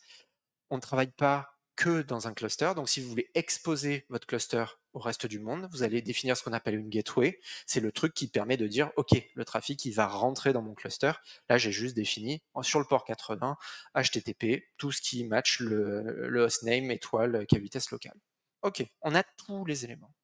Donc là, ce qui va se passer, c'est que le middleware va se voir attacher l'HTTP route qui va router automatiquement sur le middleware V1 et ensuite le middleware V2 lui est totalement ignoré. Ok, là on a vu comment connecter les choses. Mais en vrai, dans cet exemple-là, vous avez toutes les formes de YAML possibles et tous les objets YAML, peu importe la complexité de votre cluster cube, vous avez déjà tout vu dans cette présentation. En fait, c'est parce que je vous ai caché une chose dans le slide d'avant, c'est cet élément, matches. C'est juste l'idée de dire, OK, tu routes vers cet élément-là si ça match les critères qui sont là-dedans. Par défaut, c'est vide, donc OK, ça match. Mais sinon, vous pouvez rajouter des choses et donc contrôler le réseau comme vous le souhaitez. Donc pour ça, moi, le meilleur exemple d'utilisation de ces règles réseau, c'est ce que j'appelle le Go to Production Flow. C'est comment mettre en production une app, on passe de V1 à V2, comment la mettre en production avec zéro downtime. Parce que ça, avec Cube, on a tendance à se dire que c'est assez simple, mais non, c'est pas réellement le cas. Donc, comment on va faire ça?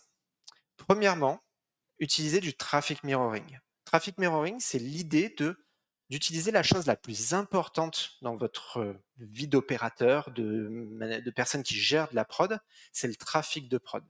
En fait, moi, j'aime tester en prod, mais sans impacter mes users de prod.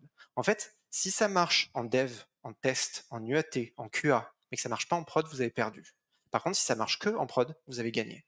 Donc, utilisez ce trafic de prod qui est la chose la plus importante, mais sans impacter les utilisateurs. Ce qu'on va faire, c'est cette règle que j'ai rajoutée à la fin, filters, et je vais dire, donc, filter est un mot lié à la Gateway API, donc quand on fait de la configuration réseau, c'est assez habituel, même si ici on ne filtre pas proprement parler.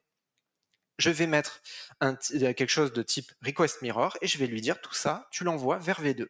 On voit qu'il y a V1 et on voit qu'il y a V2. Alors, c'est le moment où je passe sur la presse, et avec le redémarrage de tout à l'heure, on va voir si tout marche.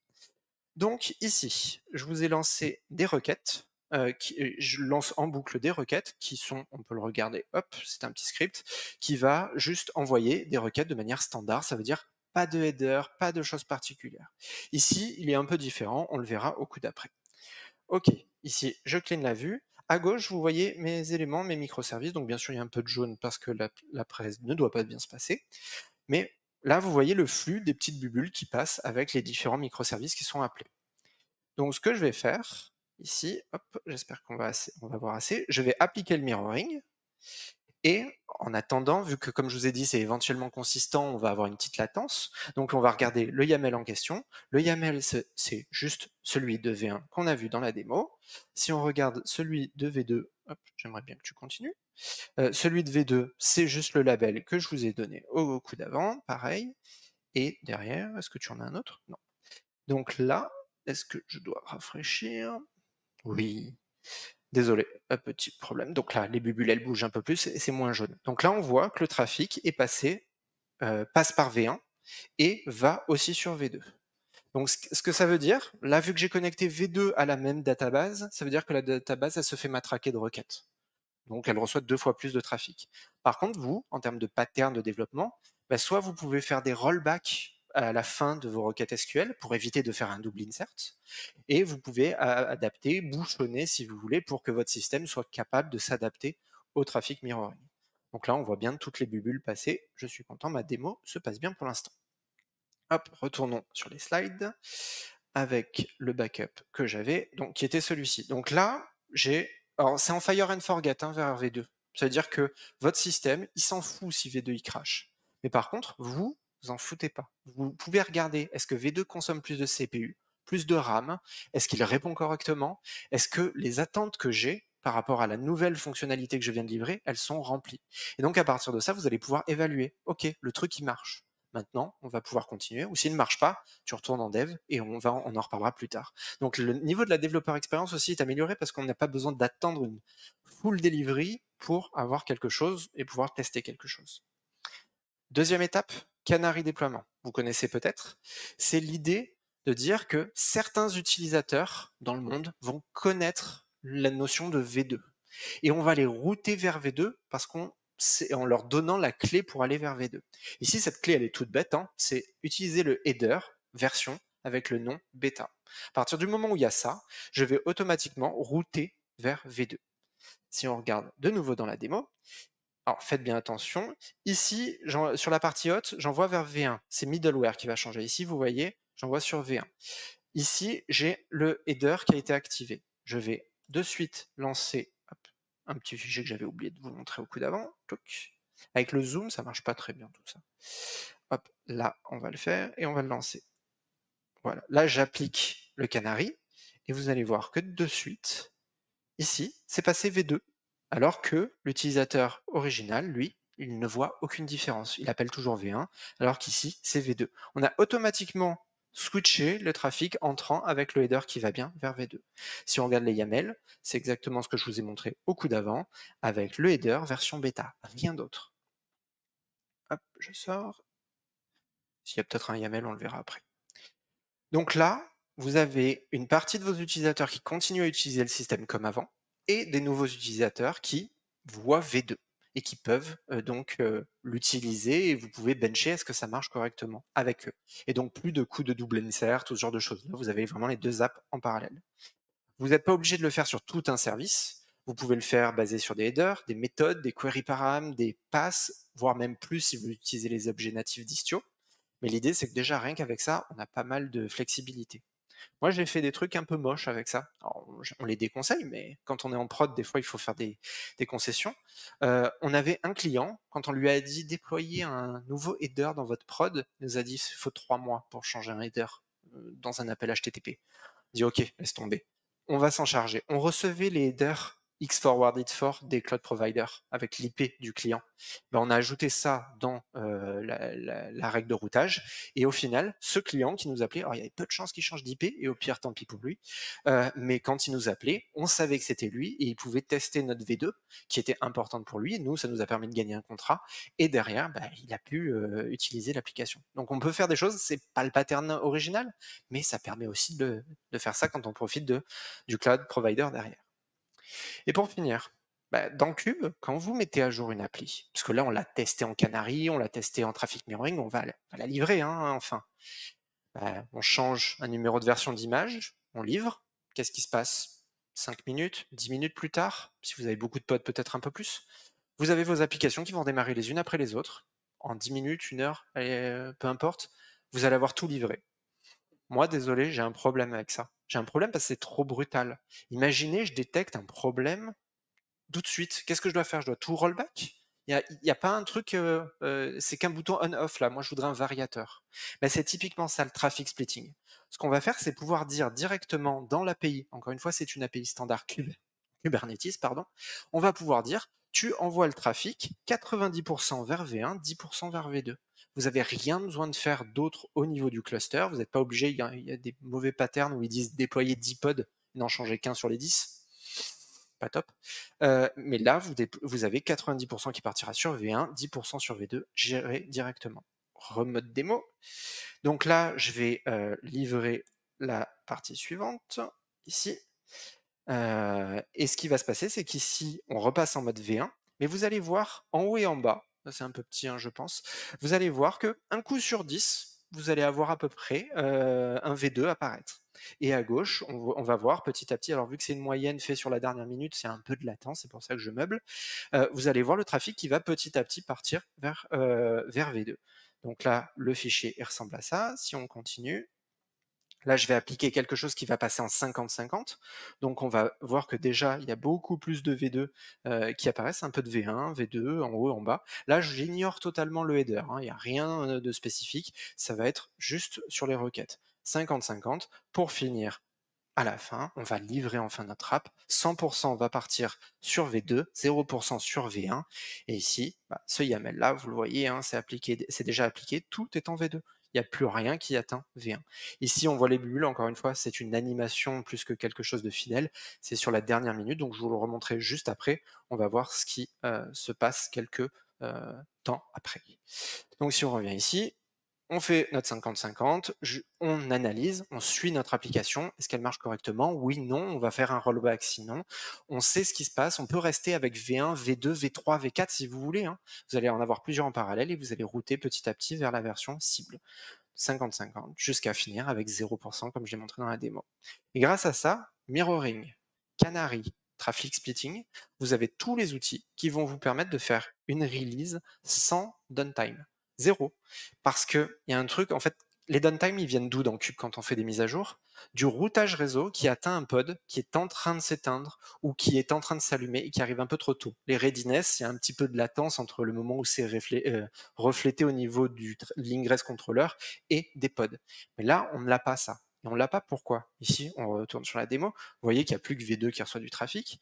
Mais si on passe sur K9S qui est juste à côté, en fait, depuis le début, ce que je vous montre, il y a middleware V1 et V2 qui tournent depuis le début.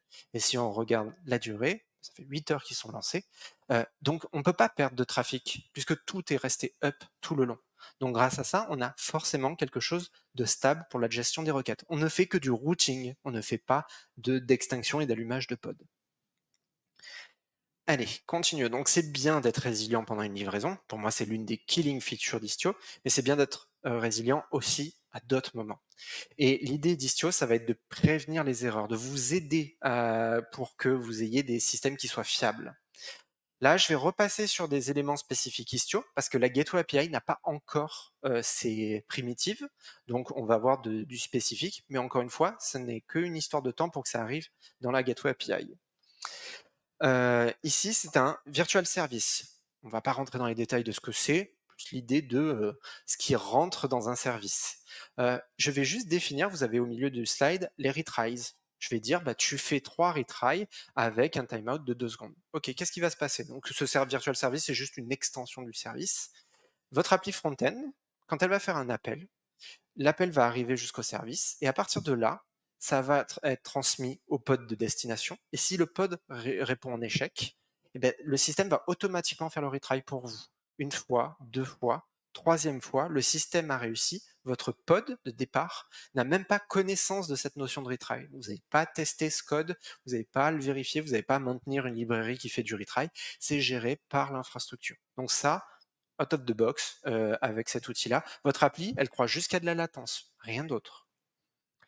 Circuit breaker, c'est un pattern qu'on utilise énormément pour éviter d'appeler trop un système quand il n'est pas bien. Mais là, ce que vous allez pouvoir faire, alors ici c'est un destination service, c'est l'inverse du virtual service, c'est l'idée de quand ça rentre dans des apps qui sont derrière un service, j'ai mis des valeurs extrêmement agressives. L'idée ici, ça va être de dire que mon appli, ça j'ai beaucoup travaillé avec des applis qui ne savaient pas gérer la charge, l'appli, elle savait pas gérer plus de 20 requêtes secondes. Ici, j'ai mis une, en mode extrême. En fait, ce qui va se passer, c'est que le système va automatiquement empêcher de la surcharger en nombre de requêtes. Donc, si j'ai mon front-end V1 qui est en cours de traitement, et si l'autre front-end, d'ailleurs V1 ou V2, on s'en fiche ici, si l'autre front-end essaye d'appeler en même temps, il aura une erreur. L'avantage de ça, c'est qu'au lieu de faire tomber un système qui n'est pas designé peut-être pour tourner dans le cloud ou dans des conteneurs comme ceci, on va l'avoir, il tournera, il saura encaisser que le nombre de requêtes que vous allez définir dans la règle de routage, et les autres devront vivre avec un système peu fiable. Mais il vaut mieux un truc qui répond 50% du temps qu'un truc qui ne répond jamais, parce que vous allez payer du CPU et de la RAM pour rien. Et côté de front-end, vous allez peut-être mettre de la notion de retry pour que, au cas où, ils puissent retester tout ça. Une super feature qui, je trouve, manque à Kubernetes, c'est la notion de pull ejection. Pull ejection, en fait, ça va être l'idée de dire que notre app, dans le monde Kube, on a les readiness, les liveness et les startup probe. Bah, des fois, on veut pas que Kube il les tue parce que votre app, elle prend un peu peut-être de temps à démarrer, ou alors elle est dans une situation, elle est en train de gérer un cron job ou autre, elle va pas être capable d'encaisser la charge. Mais qu'est-ce qui se passe avec Kube? Kube tue cette app si elle n'est pas capable de répondre sur la liveness. Là, j'ai encore mis des valeurs extrêmes. Ce qui va se passer, c'est que si le front-end appelle une app derrière ce service, elle va avoir une erreur. Cette appli va la voir cette fois-ci, cette erreur. Mais ce qui va se passer, c'est que Cube, et ici Istio plus particulièrement, va mettre au frigo cette instance de l'app. C'est-à-dire que va pas être tué. Imaginez, il y a un GC qui fait un stop de word, qui est en train de tout réindexer dans la mémoire ou autre. Ça sert à rien de la tuer. On va gaspiller du CPU et de la RAM à la redémarrer. Donc là, elle est mise au frigo pendant 5 minutes. La vie continue autour d'elle. Elle est juste éjectée du système. L'appli continue à faire sa vie, et potentiellement après 2-3 minutes, l'appli va revenir à la vie, le GC a fini, le cron job qui était lancé est terminé, l'appli est capable de revenir et elle est réinjectée dans le pool. Donc grâce à ça, en fait, on va pouvoir appliquer des choses qui, surtout aujourd'hui quand on a des apps qui font un peu d'IA, sont très lourdes à démarrer, à lancer, donc on n'a pas envie de les redémarrer. Donc là, directement, encore une fois, géré par Cube. Bon, on fait depuis tout à l'heure des choses qui aident le système, mais si on s'amusait avec le système, on peut gérer ces choses-là pour faire plus encore. On en a parlé tout à l'heure, ça s'approche du chaos engineering. On va injecter des erreurs parce qu'il y a la meilleure chose quand vous êtes en prod, c'est que ce soit vous qui pétiez la prod plutôt que quelqu'un d'autre. Parce que quand c'est vous qui pétez la prod, vous connaissez la cause. Et ça, c'est déjà généralement, vous connaissez la cause. Et là, ça va être vraiment le pattern d'injecter des erreurs. Parce que ce type de code est extrêmement courant. Je vais regarder dans un cache, si la donnée y est, cool, je la renvoie. Si elle n'y est pas, ben, je vais chercher dans la BDD qui est un peu plus lente, mais qui aura la data. Ok, ce pattern, il marche, mais vous le testez de manière unitaire, ça marche très bien, c'est génial, mais c'est pas vos TU qui sont en prod, c'est une app. Et donc cette app, il faut vérifier qu'elle marche correctement. Donc ce que vous allez pouvoir faire, c'est tester cette notion de résilience que vous avez codée dans votre applicatif, ou à d'autres niveaux dans les règles de routage d'Istio, par exemple, pour vérifier que ça marche. Et par exemple, le bout de code ici, ben, il gère pas du tout la notion des delays. Mais là, si j'injecte un delay que je dis tu réduis le temps de réponse du système par 3 secondes, ben moi je vais attendre mon cache 3 secondes, c'est con, ma DB elle répond plus vite. J'aurais mieux fait de faire un abort sur la requête du cache et aller attaquer la DB. Donc ça, vous voyez, les patterns de comment on code les choses, des fois ils sont pas représentés, on pense pas à tout. Et donc là, on va pouvoir en tant qu'opérateur injecter des delays, des erreurs random sur le service, ici 10% d'erreur 400, et on va juste voir comment le service se comporte. Est-ce qu'il se comporte bien? Oui, non. Et là, ça permet d'avancer et d'apprendre du système encore une fois. Vous pouvez le faire avec Istio sur encore plus que sur la Gateway API, pas Cedar, Query, URI, Scheme, il y en a une liste extrêmement longue. Mais l'élément qui est la raison majoritaire pour des personnes pour utiliser Istio, c'est la sécurité. Et principalement le mutual TLS. En tant que développeur pour Develocity chez Gradle, c'est le cas d'usage qu'on voit le plus souvent. En fait, le mutual TLS, je ne sais pas si vous l'avez déjà mis en place, c'est l'idée de se dire, comme quand vous surfez sur Internet, vous allez sur un site en HTTPS, votre browser vérifie le site, mais là, c'est de le faire dans l'autre sens, en même temps. C'est-à-dire que le site sur lequel vous naviguez, potentiellement vérifie votre identité par un échange de certificats. Là, c'est entre plusieurs apps parce que c'est pas parce que vous communiquez dans un cluster cube que ce que vous dites est privé. Vous êtes chez un cloud provider, vous êtes sur une infrastructure peut-être gérée par une autre équipe ou autre. Il faut sécuriser cette data. Donc là, si vous voulez faire du MTLS entre deux apps, déjà, c'est galère. Mais alors le faire entre des apps de langage différents, de frameworks différents, de versions même potentiellement des codes, des choses que vous devez installer, dont vous n'avez même pas le source code, qui n'ont pas prévu de fonctionner avec du HTTPS, Mutual TLS, vraiment bonne chance. Donc là, il faut un degree dans ce genre de technologie. Donc Istio va permettre de le faire pour vous, avec 7 lignes de YAML. Vraiment, 7. Là, vous avez le mode strict qui va forcer toutes les communications en HTTP Mutual TLS. Donc HTTP over Mutual TLS techniquement. En fait, ce qui va se passer, c'est que IstioD va automatiquement pousser des certificats dans les proxys, Et ces certificats vont être loadés par le proxy et utilisés pour la communication entre les services. Donc en fait, votre app, elle parle en HTTP, elle croit parler en HTTP, mais derrière, c'est chiffré sur le réseau entre les proxys. Et vous n'avez rien à faire. Parce que gérer du mutual TLS, comme je l'ai montré avant, avec 2 apps, 3 apps, c'est cool. C'est la preuve que ça peut marcher. Mais en fait, la sécurité, elle s'arrête pas à ça marche. Il faut faire tourner ces certificats. Il faut gérer l'API. Il faut faire plein de choses complexes d'opérations. Ce n'est pas que du développement. Ici, Istio va gérer automatiquement le déploiement et le redéploiement des certificats à chaud pour faire que cette communication soit safe. On parlait de réseau chiffré. Ce que Istio va pouvoir faire, c'est de l'authentification aussi. On fait très souvent du JWT, une des technologies les plus courantes pour l'authentique aujourd'hui. Vous allez pouvoir, avec Istio, déclarer un objet qui va donner l'URL vers l'issuer du token JWT. Et dans votre application, vous allez pouvoir écrire ce genre de choses. Alors, mon pointeur ne permet pas de zoomer actuellement, donc je vais le prendre du bas en haut.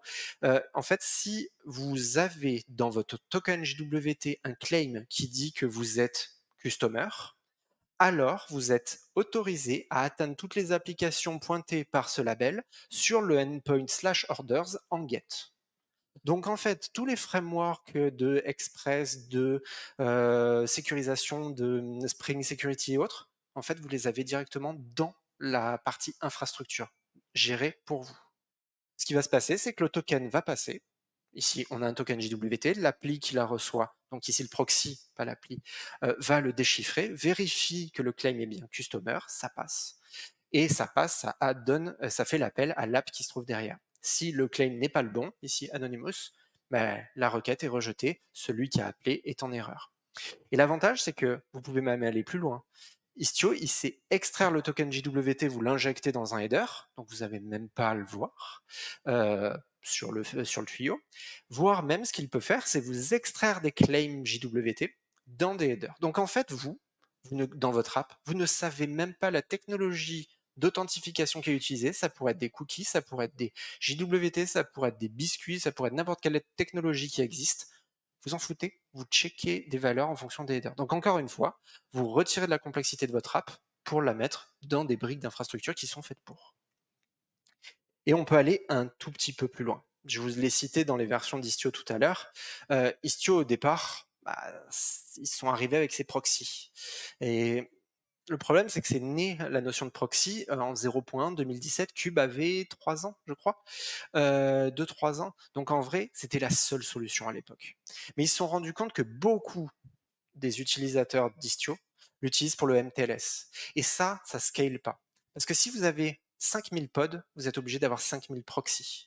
Et ça, dans un monde où vous avez un pod qui consomme peut-être 10 mégas de RAM et le proxy qui va en consommer 100, ça ne marchera pas. Vous allez avoir des problèmes de scalabilité et donc ça va pas le faire. En prod, vous allez avoir des personnes qui vont essayer d'optimiser le proxy. C'est dommage pour un truc qui est censé vous aider, vous devez mettre les mains dans le cambouis.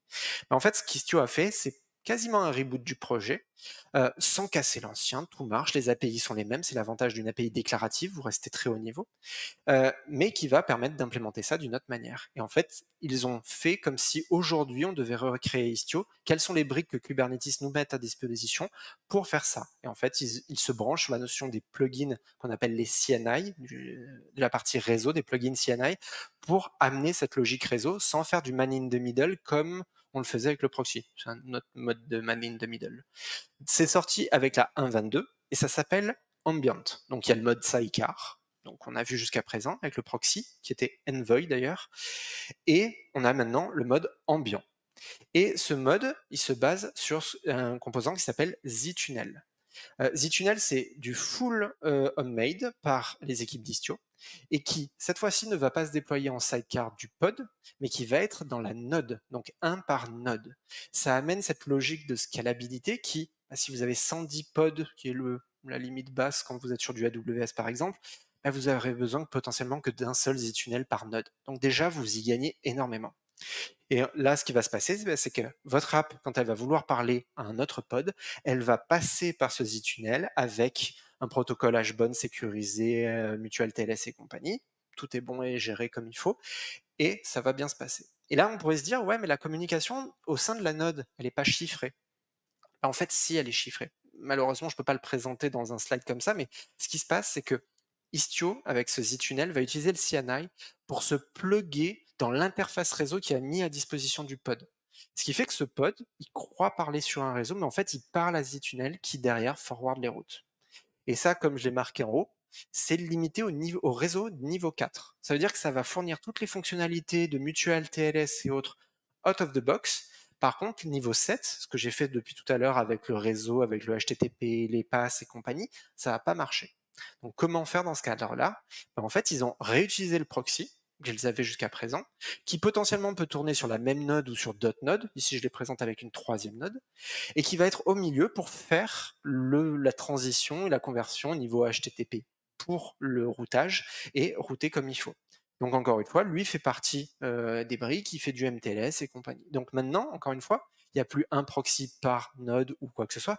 Il y en a, le proxy, sa cardinalité va être associée généralement au namespace. Parce qu'il était très souvent le cas que des personnes ne voulaient pas partager le même proxy pour des raisons de sécurité. Imaginez qu'il y ait du trafic de l'un qui vienne pour un bug dans l'implémentation à être routé vers quelqu'un d'autre. Si vous faites des trucs secret défense, c'est pas top. Donc là, maintenant, vous pouvez avoir ce qu'on appelle waypoint, un proxy, qui va être par namespace et après vous gérez votre scalabilité. Si vous avez besoin de 1 ou 10, c'est juste un réplica qui s'augmente, mais ça peut être dispatché n'importe où dans votre cluster. Bon, Istio, il y a tellement de features que je pourrais vous en parler des heures. Il y a des choses où on peut mettre des VM dans un cluster avec Cube. C'est super pratique parce que si vous avez votre joli BDD mais que vous n'avez pas envie de passer à des BDD dans Cube, vous allez pouvoir faire ce qu'on appelle de l'insertion dans le service mesh avec simplement l'installation du proxy dans la VM. Il y a plein d'autres features dans Istio. Je vous laisserai regarder. Ici, dans le temps imparti, c'est pas possible de parler de tout. Mais c'est vraiment un très grand projet qui fait d'énormes choses. Comment on démarre avec Istio? C'est un projet open source. Vous téléchargez IstioCTL et vous installez. Bon, ça, c'est la version extrêmement basique. C'est celle que j'ai fait pour la démo. Je ne vous la recommande pas pour plein de raisons opérationnelles. Parce qu'en fait, dans Istio, il y a énormément de paramétrage. Tous les outils que je vous ai montrés, Jaeger, Kiali et autres, ils sont dedans. Donc, à vous de choisir ce que vous voulez ou pas. Et tout ce que vous installez, n'oubliez pas, vous devez le gérer quand vous l'installez comme ceci. Il y a des profils pour vous faciliter un peu la vie. Vous faites le mode minimal, vous faites le mode ambient. Il va installer que ce qui est nécessaire pour vous. Donc ça, c'est quelques simplifications. Et moi, j'utilise beaucoup GKE. Donc directement sur GKE, vous avez une case à cocher et rien de plus. Vous cochez cette case, on a ce qu'on appelle Cloud Service Mesh, qui est un Istio managé, où Google manage à la fois Kubernetes et Istio. Ils se sont tapés les jeux de test pour vérifier que les deux sont bien compatibles et tout marche comme il faut. Et vous utilisez juste les YAML officiels, Gateway API ou Istio standard, et c'est transparent pour vous. Quand vous updatez votre cluster, c'est updaté automatiquement avec les deux en même temps. Vraiment, c'est juste très simple. Et l'avantage, c'est que si vous utilisez ce type d'outil, il va automatiquement faire et utiliser les outils de la Cloud Console. Donc Cloud Monitoring, vous allez avoir directement les dashboards d'Istio, donc pas besoin d'avoir un Grafana, même si on a tendance à les préférer, donc vous pouvez installer Grafana plugué au Prometheus Manager, et vous allez avoir des UI qui vont vous permettre d'avoir toutes les informations que vous voulez. Et ça, géré par le provider. Donc si vous tuez votre cluster, vous avez encore les datas puisqu'elles sont même pas dans votre cluster, ce qui n'est pas forcément le cas avec Jaeger, Zipkin, Kiali, Grafana et compagnie. Donc ça, encore une fois, très pratique pour déléguer aux autres. Et moi, ce que j'adore, et le nombre de bugs en prod que j'ai réglé grâce à ça, c'est les traces distribuées. Et l'avantage, c'est qu'elles vont aller au-delà de votre cluster. Si dans cet exemple-là, on utilise Spanner, et les traces distribuées vont pouvoir passer à l'intérieur de votre cluster. Quand vous appelez un service externe, Google Cloud ici pourra analyser ces genres de choses et vous donner à la fois les informations, les temps de latence, mais aussi les logs directement injectés dans la même vue. C'est juste la vie quand vous travaillez et quand vous devez vous en passer, vous avez l'impression de faire 10 ans en arrière. Donc ça, juste génial. Et après, tout l'outillage de la Cloud Platform, les couleurs et le rendu est un peu moyen. C'est bleu normalement. Donc avec la Cloud Platform, tout ce que vous avez. Mais en plus, ce qu'ils vont vous mettre à disposition, c'est l'équivalent de Kiali pour avoir la vision de comment sont déployées les choses à l'intérieur de votre cluster, de vos namespaces, avec le nombre de requêtes secondes, potentiellement le routing que j'ai fait avec du YAML ici, vous allez pouvoir le faire directement depuis la UI. Pour ceux qui préfèrent le ClickOps au GitOps, c'est tout à fait faisable. Et à la fin, vous allez avoir un outil où qu'on dit de SRI, Site Reliability Engineering, qui va vous permettre de voir et savoir ce qui s'est passé au fur et à mesure du temps. Parce qu'il n'y a rien de pire que de faire une livraison et se dire, OK, on s'est pris 10 millisecondes de temps de latence en plus, c'est pas grave. Mais peut-être que dans les 25 précédentes livraisons, vous êtes pris 10 millisecondes. Mais grâce à ça, vous allez pouvoir faire un focus entre, OK, compare la version d'il y a un an, la version d'aujourd'hui, et dis-moi si je suis encore dans les clous de ce que j'ai défini, donc le SLO, mes objectifs, et donc ça directement dans une interface fournie par le cloud provider. Moi, c'est pour opérer une plateforme, se passer de ce genre de choses, c'est très compliqué. Donc là, vraiment un outil très pratique, directement, encore une fois, compris dans la plateforme. Istio est open source, vous pouvez télécharger et utiliser la version directement. Comme je l'ai fait ici, c'était un K3D, donc K3S qui tourne dans Docker, avec Istio installé avec des applications. Le projet est open source, vous pouvez aller les télécharger aussi. Sur Google Cloud, où il y a certains qui fournissent un service managé sur des cloud providers comme Solo.io et d'autres cloud providers, Banzai Cloud, OpenShift, si vous faites du OpenShift à la maison, IBM Cloud, qui fournissent, il faut faire attention, des versions pas forcément toujours à jour, je pense à toi OpenShift, donc faites attention à laquelle vous installez. Et voilà, j'espère que ça vous a plu, que vous avez appris pas mal de choses, que ça vous a donné envie, et encore une fois, utilisez-le que si vous en avez réellement besoin. Merci à vous.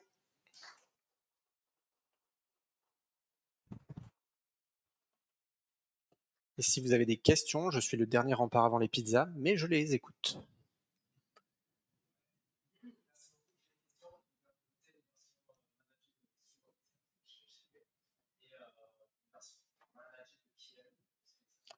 Alors, moi, ce que j'ai utilisé là, je ne sais pas si tu veux la question pour le stream, c'est par rapport à la version de ce que j'ai utilisé. Localement, j'ai utilisé K3D avec la version full open source. Donc, il n'y a rien de managé, c'est tout pour moi en termes d'opération. Celles que j'ai montrées à la fin sur les slides sont la version managée. Donc, vous n'avez pas, dans la version Service Cloud de Google, vous n'avez pas Kiali. Vous avez le Kiali de Google qui est le Service Cloud avec le dashboard. Cloud Service Mesh, comment il s'appelle?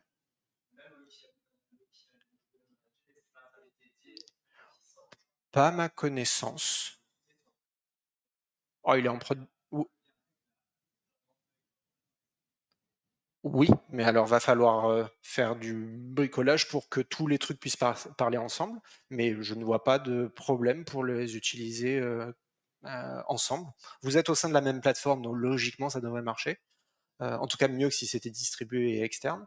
Donc oui, ça devrait pouvoir être intégré avec du Cloud Run potentiellement. D'ailleurs, il y a des travaux pour que l'API de la Gateway API contienne ce qu'on appelle un objet serverless route, qui serait donc du débordement défini dans des règles de routage de la Gateway API. Ça fait partie des specs proposés, pas encore acceptés, mais qui ont vocation à utiliser du débordement et faire du routing de cette manière-là. Donc oui. Donc la volonté, c'est de se rapprocher, effectivement. D'autres questions? N'hésitez pas. Yes. Est-ce qu'Istio peut tourner sur Cloud Run? Non. Non, parce qu'Istio a besoin, avec ses éléments réseau, Istio le cœur, hein, donc la partie Istio D, et il a besoin d'avoir accès à l'interface, aux éléments. Donc dans Cloud Run, tu es extrêmement contraint, tu n'as pas cette capacité à savoir ce qui se passe chez le petit voisin et lui injecter un proxy. Cependant, j'ai vu des blog posts, mais c'est pas forcément le cas d'usage le plus courant. Maintenant, dans Cloud Run, on peut avoir un sidecar. Je ne sais pas si ça a été beaucoup fait, mais techniquement, tu pourrais très bien avoir, comme je peux le faire avec une VM où j'installe le sidecar, tu pourrais avoir un sidecar proxy ici, Envoy, dans ton pod, qui va avoir connaissance de la topologie du cluster et être interfacé avec. Après, la plus-value, je dirais qu'elle est peut-être pas énorme parce que tu te rajoutes un intermédiaire et donc tu te prends un petit temps de latence à chaque fois, à chaque rebond, et tu dois payer le démarrage, l'extinction, et surtout au moment où il démarre ce pod, d'une part, il a besoin d'avoir les informations de la topologie, donc ce proxy, et en plus, il a besoin d'être mis à jour au niveau de la topologie, parce que des pods, à chaque fois qu'il y a un pod qui s'éteint et redémarre, il y a une nouvelle IP potentiellement. Donc ça veut dire qu'il faut que tu puisses l'atteindre. Donc je pense qu'en termes de sécurité, ça peut être vite contraint parce que tu vas exposer l'API du truc. Je pense que c'est compliqué. J'ai pas de cas d'usage. Je pense que techniquement c'est faisable, mais il faut pas en parler à la sécu. D'autres questions? N'hésitez pas. Non? Bon, ben, en tout cas, je vous remercie encore une fois. J'espère que ça vous a plu et je suis disponible pour en parler. Merci.